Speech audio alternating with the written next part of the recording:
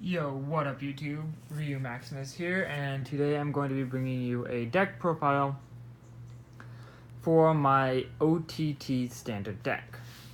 Now for those of you who don't play Vanguard yet, OTT stands for Oracle Think Tank, but if you already play Vanguard, you already know that.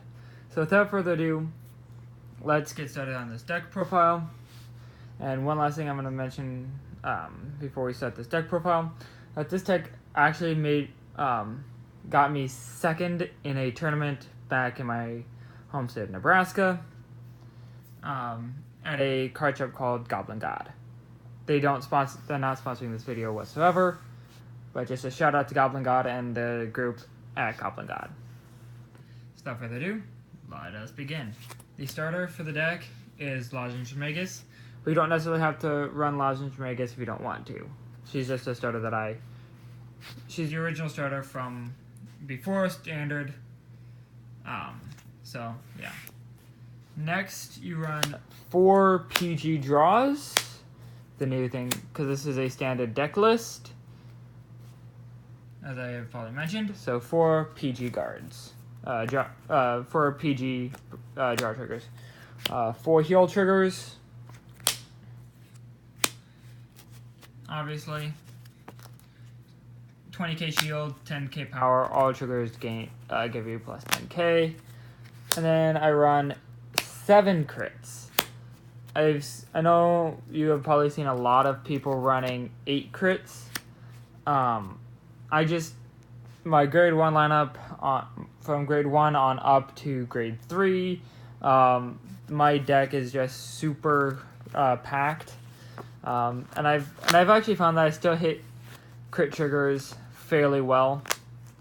So it's not a huge deal to be running 7. Next, I run 4 Farframegus. Farframegus actually works really well with one of the grade 3s, and I'll talk more about that combo with the grade 3 here in a minute. Next up is the MVP of the deck. This card, you really want this to be your first ride of the game, and you want to be able to call a couple of it into the rear guard. Because her skill is when you drive check a grade 2 or greater when she's on the Vanguard or rear guard circle, you can send it to the bottom of the deck, and if you do, you draw a card. And then her second skill is when she's rolled upon, you counterblast 1 card. You counterblast 1 to draw a card, which is super nice. Next, I run 3 Naked Babies, Oracle Guardian Gemini. He helps countercharge, because this deck has a problem with that at times. And then the last grade 1 I run is 2 Luckbird, or Lucky Chicken. Next on for grade 2s, I run 4 Goddess of Insight Satori Hime. She has a very nice skill. That is, when she attacks the Vanguard, as long as she's on the rear guard circle, when she attacks the Vanguard, you draw a card, pitch a card. She gains 6k, and you check the top card of your deck and decide if you want it on top or bottom. Next, you run 4 Promise Daughter. Promise Daughter is the next MVP of the deck, alongside Sorcomegus. As long as you have 4 cards more in the hand, she gains 6k when she attacks, and she can't be retired by your opponent's card effects. She can still be chosen, she cannot be retired. Next is another MVP that works really well with one of the grade 3s, which is Yellow Witch Mei. I'll talk more about that relationship along with the Farframegus when I get to the grade 3. Next up and this is where this deck differs from most decks. We run 10 grade 3s. Otherwise, we pretty much run standard of everything. But you run 4 Imperial Daughter. So when you never want her to be your first grade 3 ride, because her skill is not fully live. Her first skill is not fully live unless you ride her second. Her skill is Counterblast 1. When she's placed, Counterblast 1. Check the top 2 cards of your deck. choose a card from among them, add it to your hand, put the other one on top of the deck, or shove it to Soul. And if you ride her on top of a grade 3, she gains plus 15k and a crit. And her second skill is also very useful, because you can get something 6k by Soul Blasting one card. And then the next card that is another MVP of the deck is CEO Amaterasu. I am hopefully at some point going to be picking up the 4 of the Origin Rares for this card, because the Origin Rares look much nicer. But her skill is once a turn, counterblast 1, draw a card, look at the top card of your deck, put it on the top or bottom. And her second skill is on Vanguard or Rearguard. Her first skill is only Vanguard, but every time you look at the top card of your deck during the turn, she gains 5k.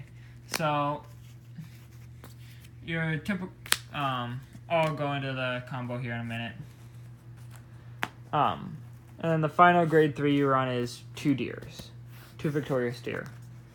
His skill is you Soul Blast 2 grade 3s and put your card. Look at the top 7 cards of your deck, reveal up to 2 critical triggers from among them, put the revealed cards on top of your deck in any order, shuffle the rest of them, shuffle the rest of the cards you looked at, and put them on the bottom of your deck, and your board gains 6k. 6 units gain 6k. So I really want to ride her. Well, and then obviously, because it's effect clan, you're going to be running your protect markers. I have 14 of them, just because of how it worked out. But onto the combo. So normally you're gonna ride your Amaterasu. You'll call a couple Meimeis. Like if you have all 3 of them in hand, you can call all 3 of them. That's plus 15k right there. And then you have another plus 5, 10, 50, you have plus another 20k through your Fall from Vegas's and her own skill, so you can add 25k onto her in a single turn. And if you have managed to have her out on the field, one of her on the field, the same turn you go into your Imperial Daughter. That's another. That's 15. 35, 40, 55, you can manage to get her plus 55k in a single turn, which is pretty impressive and pretty hard to guard, unless you're able to use a perfect guard. So that is my Oracle Think Tank deck list. I hope you guys enjoyed this list. Like I said at the beginning of the video, this deck got second at a local tournament back in Nebraska, with some pretty good competition. I beat a lot of good matchups. One matchup I should have won but lost because I played stupid. But I played against a lot of and as most people who play Vanguard know, I played a lot of the meta decks. This is probably the top tier deck right now. So I hope you guys enjoyed. Much love and peace out.